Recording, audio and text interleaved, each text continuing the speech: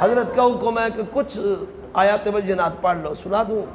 الرحمن الرحیم، الرحمن علم القرآن خلق الانسان علمه البیان،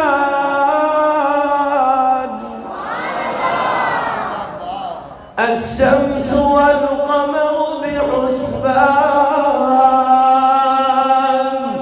والنجم والشجر يسجدان، والسماء رفعها ووضع الميزان ألا تطغوا في الميزان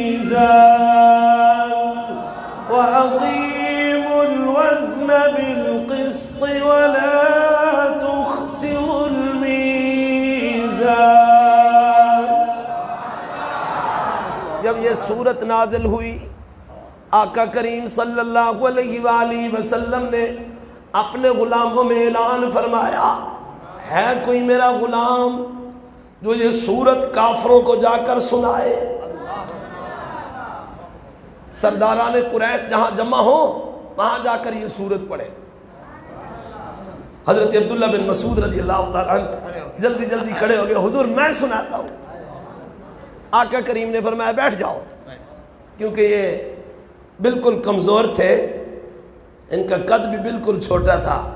حضرت عمر فاروق رضی اللہ تعالیٰ عنہ آپ بیٹھے ہوتے تھے، یہ کھڑے ہو جاتے تھے، پھر بھی حضرت عمر فاروق کا قد ان سے بڑا ہوتا تھا۔ تو ان کو دیکھ کر حضرت عمر فرمایا کرتے تھے، برتن تو چھوٹا ہے مگر علم کا سمندر ہے۔ جلدی جلدی کھڑے ہو گئے، دل کام کرتے ہیں، دل۔ اس وقت کافروں کے سامنے قرآن پڑھنا کوئی آسان بات نہیں تھی۔ آقا کریم نے فرمایا بیٹھ جاؤ، پھر اعلان فرمایا ہے کوئی جو کافروں کے سامنے جا کر سورت رحمان کی تلاوت کرے؟ پھر آپ جلدی جلدی کھڑے، حضور میں جاتا ہوں۔ آقا کریم نے فرمایا بیٹھ جاؤ، پھر اعلان فرمایا ہے کوئی میرا غلام جو کافروں کے سامنے جا کر سورت رحمان کی تلاوت کرے؟ آپ پھر جلدی جلدی کھڑے، حضور مجھے اجازت دے۔ آقا کریم نے جب ان کے شوق کو دیکھا فرمایا جاؤ ان کو سورت رحمان سن۔ حضرت عبداللہ بن مسعود رضی اللہ تعالیٰ عنہ آپ حرم شریف میں داخل ہوئے، سارے سردار بیٹھے۔